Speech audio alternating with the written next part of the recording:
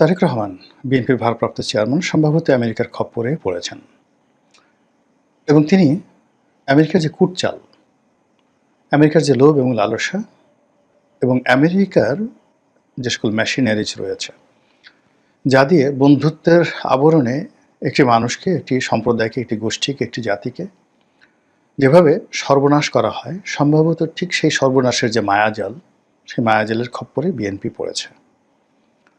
এবং এটা বিএনপির জীবনে নতুন কিছু নয়।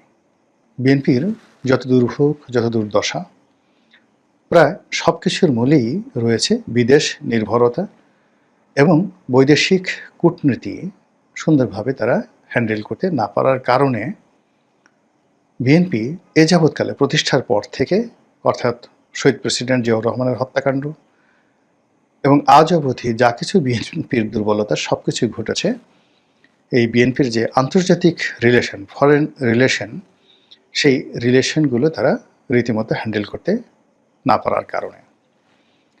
মূল ব্যাপার হলো যে বিদেশি রাষ্ট্র সাধারণত যেভাবে কাজ করে, আপনি যদি ধরুন লরেন্স অফ অ্যারাবিয়া প্রথম মহাযুদ্ধে অটোম্যান সাম্রাজ্যকে, যাকে বলা হয়, পরাজিত করার জন্য মক্কা, মদিনা, সিরিয়া, লেবানন এই অঞ্চলে ব্রিটিশ প্রভুত্ব কায়েম করার জন্য এবং বেলফোর ডিক্লারেশন থেকে শুরু করে অন্য যে সকল আন্তর্জাতিক, যেমন বার্মা অ্যাক্টের মতো এরকম যে সকল মধ্যপ্রাচ্য কেন্দ্রিক যে সকল মাস্টার প্ল্যান ছিল, তা বাস্তবায়ন করার জন্য 100 বছর ধরে ইউরোপ এবং আমেরিকা সেখানে গুটির চাল চেলেছে।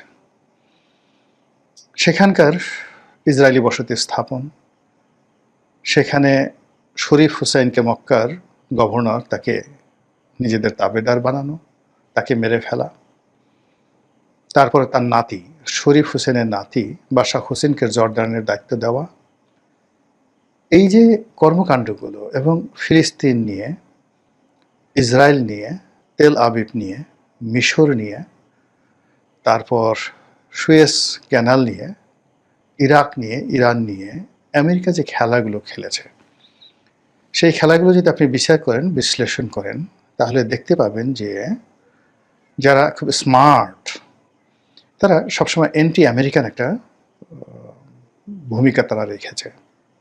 অনেকে আমেরিকার হাতে অনেকের পরাজয় হয়েছে, কিন্তু ক্ষমতায় আরোহণ করার জন্য কেউ কখনো আমেরিকার হাত ধরে ক্ষমতায় আসেনি।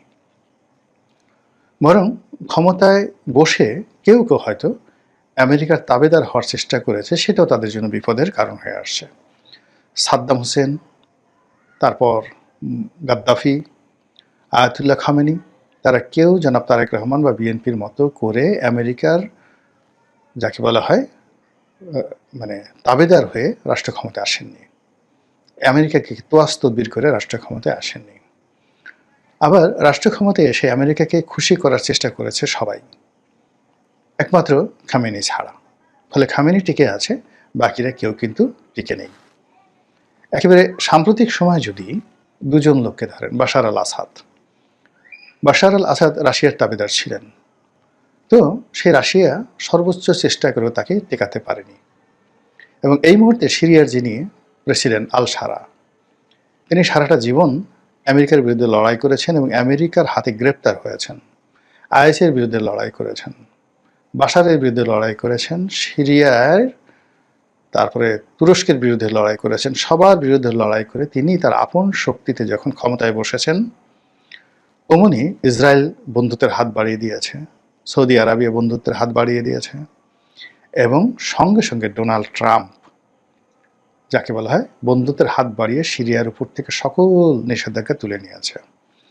তো কাজেই আমেরিকাকে হ্যান্ডেল করার জন্য যদি সবচেয়ে সর্বোত্তম উদাহরণ হয়, তাহলে সেক্ষেত্রে আল সারা এই মুহূর্তে আমেরিকার, মানে সিরিয়ার যিনি প্রেসিডেন্ট, তার উদাহরণ দেওয়া যেতে পারে।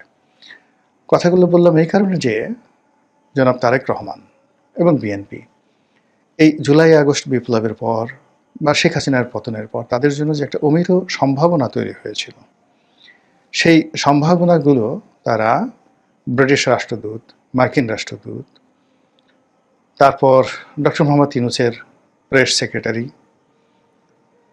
মানে হাসনাত, সার্জিস কিংবা জামাতকে ভয় পাওয়া, এই পুরো জিনিসগুলোর মধ্যে নিজেদেরকে এতটা হযবরলভাবে জড়িয়ে ফেলেছেন যে সত্যিকার অর্থে বিএনপি যে কী চায়, বিএনপির কী করা উচিত, তার একটি জিনিসও বিএনপি এখন পর্যন্ত শুরু করতে পারেনি।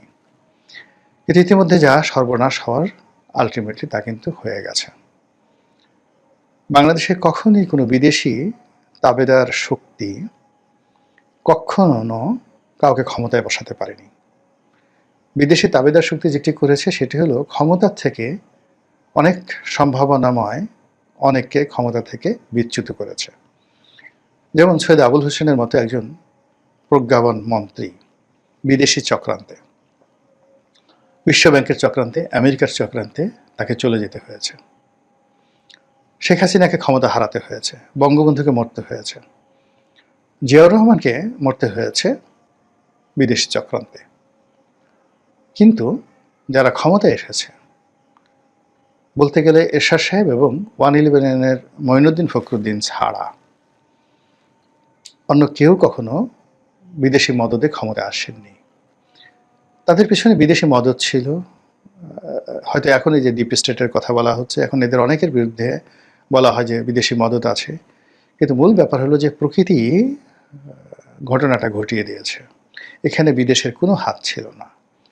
কিন্তু বিদেশিরা বিভিন্ন গ্রুপের সাথে যে যোগাযোগ রক্ষা করেছে, এর মধ্যে সবচেয়ে সংগঠিত যে গ্রুপটি ছিল তারাই এই সুযোগটা নিতে পেরেছে, বাকিরা নিতে পারেনি, এই যে, আর কিছু না। তো কাজেই ক্ষমতায় আসাটা আসলে কখনো বিদেশিদের উপর নির্ভর করে না, কিন্তু ক্ষমতার থেকে চলে যাওয়াটা প্রায় বিদেশিদের উপর নির্ভর করে। এটা এখন নয়, সেই প্রাচীন যুগ থেকেই। ক্ষমতায় বসার পর আসলে বিদেশিদের খুব বেশি দরকার, কিন্তু ক্ষমতায় যাওয়ার জন্য আসলে কখনো বিদেশি সহযোগিতা একদম দরকার হয় না। ধরুন এখন ডক্টর মোহাম্মদ ইউনূস ক্ষমতায় আছেন, তাকে এই ক্ষমতায় যদি টিকে থাকতে হয় তাহলে আপন শক্তিমত্তায় টিকে থাকতে হবে। আর তিনি যেভাবেই ক্ষমতায় আসছেন না কেন, ক্ষমতা থেকে যদি তাকে চলে যেতে হয় তাহলে বিদেশি শক্তিগুলো এখানে অনেকটা নিয়ামক ভূমিকা পালন করবে। আগামীতে বিএনপি, আওয়ামী লীগ, এই দুটো দলের যারাই ক্ষমতা আসুন না কেন, আপন শক্তিমত্তা দ্বারা, কৌশল দ্বারা তাদেরকে ক্ষমতায় আসতে হবে। এটাই বাস্তবতা। তো সেই দিক থেকে সেই একজন মার্কিন রাষ্ট্রদূত তিনি লন্ডনে গিয়ে তারেক রহমান সাহেবের সাথে দেখা করবেন, তারপরে তাকে একটা গ্রিন সিগন্যাল দিবে। এই গ্রিন সিগন্যালের প্রেক্ষিতে প্রার্থী সিলেকশন হবে, তারা গিয়ে ভোট করবেন, ভোটের পরে নির্বাচিত হবেন। তারেক রহমান সাহেব বাংলাদেশে নির্বাচনের আগে আসবেন, পরে আসবেন, এটা কোনোদিন হবে না।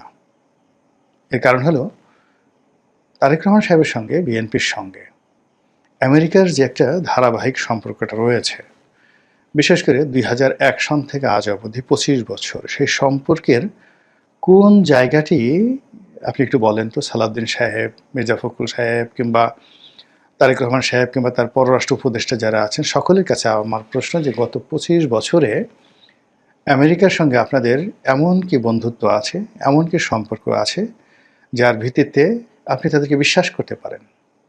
কিচ্ছু নেই। অধিকাংশ আমেরিকা এবং কানাডাতে 2001 থেকে 2006 সনের যে শাসনকাল, বিএনপির শাসনকাল, সেই পুরো শাসনকালকে একটি নেতিবাচক শাসনকাল, একটি দুর্নীতির শাসনকাল। হাওয়া ভবন এবং তারেক রহমান সম্পর্কে যে নেতিবাচক দলিল দস্তাবেজ মার্কিন স্টেট ডিপার্টমেন্টে আছে, সিআইএতে আছে, পেন্টাগনে আছে, তাদের যে গবেষণা প্রতিষ্ঠানগুলো, সেটা ইউএসএআইডি পরিচালিত হোক কিংবা উইলসন সেন্টার হোক, সেখানে যে ব্ল্যাক লিস্টেড নামগুলো রয়েছে বিএনপির, সেইগুলো কাটানোর জন্য লবিস্ট নিয়োগ করে সেগুলোকে হোয়াইট করে যদি তারেক রহমান সাহেব মানে ওয়াশিংটনে গিয়ে, আমেরিকাতে গিয়ে ওখানে হোয়াইট হাউসে ঢোকার মতো একটা সুযোগ পেতেন, আহ্বান পেতেন, তাহলে বোঝা যেত যে আমেরিকার সঙ্গে বিএনপির একটা বন্ধুত্ব হতে পারে। আদারওয়াইজ বিএনপি যখনই তারেক রহমান সাহেবের সঙ্গে বৈঠক করতে যাচ্ছে, আবার আমেরিকা যখনই বিএনপির সঙ্গে বৈঠক করতে যাচ্ছে, আবার তারেক রহমান সাহেব যখন আমেরিকার কোনো রাষ্ট্রদূতের সঙ্গে বৈঠক করতে যাচ্ছে, বিএনপির কোনো নেতৃবৃন্দ যখন যাকে বলা হয় সেই আমেরিকান কোনো রাষ্ট্রদূতের সঙ্গে বৈঠক করতে যাচ্ছেন, এটা অবস্থার দৃষ্টি মনে হচ্ছে যে মহাকাশের এক একটা বিন্দুতে এক একজন মানুষ বসে আছে এবং তাদের মধ্যে কোনো মাধ্যাকর্ষণ বা মহাকর্ষণ সম্পর্ক নেই। তিনি বিদেশে বসে স্কাইপেতে কথা বলছেন নেতাকর্মীদের সঙ্গে। আবার নেতাকর্মীরা অনেকে অতি উৎসাহী হয়ে লন্ডনে গিয়ে তার সঙ্গে দেখা করছেন। তিনি বাইরে কোনো হোটেলে, কোনো রেস্টুরেন্টে, কোনো কাফেতে বা কোনো যাকে বলা হয় ওই যে রাস্তার পাশে যে টং ঘরের যে দোকানগুলো থাকে, পাব বলা হয়, ইংল্যান্ডে পাব বলা হয়, সেই পাবের বসে তিনি আলাপ আলোচনা করছেন খুব ক্যাজুয়াল ড্রেসে। বিশ্বাস করেন এতে করে নেতাকর্মীদের সাথে সম্পর্ক তৈরি হয় না। দেখলাম খন্দকার মোশাররফ সাহেবের মতো মানুষ ইংল্যান্ডে গেছেন এবং সেখানে একটা ছবি আসছে। দুজনের আই কন্ট্যাক্ট, দুজনের বডি ল্যাঙ্গুয়েজ দেখে মনেই হয়নি যে এদের মধ্যে আসলে কোনো সম্পর্ক আছে। যদি এমন একটা দৃশ্য দেখতে পেতাম যে তারেক রহমান সাহেবের বাসায় অনুষ্ঠান হচ্ছে, এক টেবিলে বসে খাচ্ছেন, ইভেন বাংলাদেশি কালচার তো আছে। দেখুন কোনো একটা ডিল হয়নি, কিন্তু 2006 সনে তারেক রহমান সাহেব একবার এরশাদ সাহেবের বাসায় গিয়েছিলেন। তো তাকে সম্মান জানানোর জন্য এরশাদ সাহেবের বাসায় রান্না হয়েছিল, এক টেবিলে বসছেন, কথাবার্তা হয়েছে, চমৎকার একটা পরিবেশ হয়েছে, কিন্তু আলোচনায় ভালো ফলাফল হয়নি। কিন্তু এটাই বাংলাদেশের কালচার। তো সেই কালচারটি আমরা এখন পর্যন্ত তারেক রহমান সাহেবের লন্ডনের যে বাসা সেখানে দেখিনি। তার স্ত্রীকে নিয়ে, তার সন্তানকে নিয়ে বিএনপির যারা নেতাকর্মী তাদের স্বপ্নের শেষ নেই। জাইমা বিএনপির নেতাকর্মীদের চোখের মণি, কিংবা মিসেস তারেক রহমান অর্থাৎ ডক্টর জুবাইদা, তিনি দলের মধ্যে অসম্ভব জনপ্রিয়, কিন্তু এই জনপ্রিয়তা অনেকটা মানে ফুলানো ফাঁপানো বেলুনের মতো। এটি নষ্ট হতে একটা মিনিট সময় নেবে না।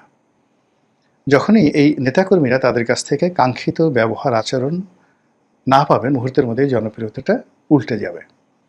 আর এটাকে ধরে রাখার জন্য যেটি দরকার সেটা হলো the family relation and adoption, যেটা তারেক রহমান সাহেব লন্ডনে বসে পারছেন না, করছেন না, হচ্ছে না, এরকম একটা অবস্থা।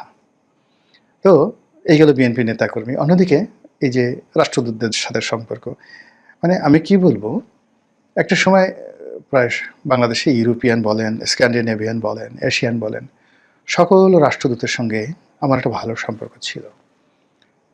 বিভিন্ন গোয়েন্দা সংস্থার লোকজন, আমি যখন সংসদ সদস্য ছিলাম, একেবারে টপ টু লো, তাদের সঙ্গে ভালো সম্পর্ক ছিল। বিশ্বাস করেন আমার ক্ষতি ছাড়া লাভ হয়নি, একটি পয়সার উপকার হয়নি। এদেরকে যে কয়বার খাইয়েছি 5 স্টার হোটেলে, বা এদের কথার মতো সব কাজ বাদ দিয়ে বিভিন্ন দূতাবাসে এদের অনুষ্ঠানে উপস্থিত হয়ে নিজেকে যতটা আহ্লাদিত মনে করেছি, এটা সময়ের অপচয় ছাড়া আর কিচ্ছু না। ফলে এখন আমাকে কোটি টাকা দিয়েও কেউ কখনো ওই সমস্ত জায়গায় নিতে পারবে না, দেয়নি কখনো। অহেতুক কর্মকাণ্ড। তো এই যে আমেরিকার সঙ্গে যে তারেক রহমান সাহেবের যে সম্পর্কটা, এই সম্পর্কটার ভিত্তিটা বিশ্লেষণ করতে হবে যে কেন এই সম্পর্কটা ফ্রুটফুল এবং এই সম্পর্কটিকে বিশ্বাস করা যায়। একই ভারতের ক্ষেত্রে প্রযোজ্য। যেখানে কোনো রুট নেই, কোনো রিজন নেই, কারণ নেই, সেখানে রাতারাতি এই সম্পর্কটা হবে না। বরং এই সম্পর্কটা যদি এখন কি করার চেষ্টা করে, মূলত তারেক রহমান সাহেবকে ঠকানোর জন্য, বিএনপিকে ফাঁদে ফেলানোর জন্য, যেভাবে পরপর 3 বার বিএনপি এই আমেরিকার খপ্পরে পড়েছে। 2014 সনে বিএনপির যে আন্দোলন ছিল, ওটা যদি কন্টিনিউ করতো তাহলে আওয়ামী লীগ সরকার টিকতে পারতো না। কিন্তু ড্যান ডাব্লিউ মজিনার সেই যে মিষ্টি মিষ্টি কথায় বিএনপি আন্দোলন থেকে সরে আসলো। 2018 সনে পর্দার আড়ালে যে খেলাধুলা হয়েছিল এবং আমেরিকা যে অ্যাসুরেন্স দিয়েছিল, সেইটাকে বিএনপি বিশ্বাস করেছিল। আবার মিস্টার পিটার ডি হাস যেভাবে বিএনপির আস্থা অর্জন করেছে এবং বিএনপিকে দিয়ে যে সকল কর্মকাণ্ড করিয়েছে, কর্মকাণ্ড করে পুরো রেজাল্টটি এই ডক্টর মোহাম্মদ ইউনূসের পায়ের কাছে দিয়ে দিয়েছে। আর ফলে এখন পুরো বিএনপি, ইচ্ছাই হোক অনিচ্ছাই হোক, ডক্টর মোহাম্মদ ইউনূস এবং তার যারা সঙ্গী সাথী রয়েছেন, তাদের সবার পিছনে হাত ঘষতে ঘষতে, তেল দিতে দিতে তাদের পিছে পিছে ঘুরতে হচ্ছে। সামনে নির্বাচনের যে কথাবার্তা হচ্ছে, হবে কি হবে না, বিএনপি জিতবে কি জিতবে না, পারবে কি পারবে না, সেটা এই বিষয়ে আলোচনারই পর্যায়ে আসেনি। এখন যেটি আলোচনার পর্যায়ে সেটা হলো বিএনপি এখনও ঠিক সেই 2014, 18, 24 যেভাবে তাদের যে মার্কিন নির্ভরতা, যে নির্ভরতার কোনো বেসিস নাই। যদি তারেক রহমান সাহেব লন্ডনে তার সঙ্গে এই যে রাষ্ট্রদূত, বাংলাদেশের ভারপ্রাপ্ত রাষ্ট্রদূত দেখা করতে যাচ্ছেন, আমি হলে বলতাম যে আমি আমেরিকাতে গিয়ে তোমাদের পররাষ্ট্রমন্ত্রীর সঙ্গে কথা বলতে চাই, প্রেসিডেন্টের সঙ্গে কথা বলতে চাই। আমি ফিউচার প্রাইম মিনিস্টার। তোমরা যদি আমাকে ভবিষ্যতের বাংলাদেশের প্রধানমন্ত্রী মনে করো, তাহলে আমাকে সেই প্রোটোকল দিয়ে আমেরিকাতে নাও। এর কারণ হলো আমি শুনেছি আমেরিকা তোমরা আমাকে ব্ল্যাকলিস্ট করে রেখেছো, ব্লক করে রেখেছো। এটা যে করনি, এটি আমি প্রমাণ চাই।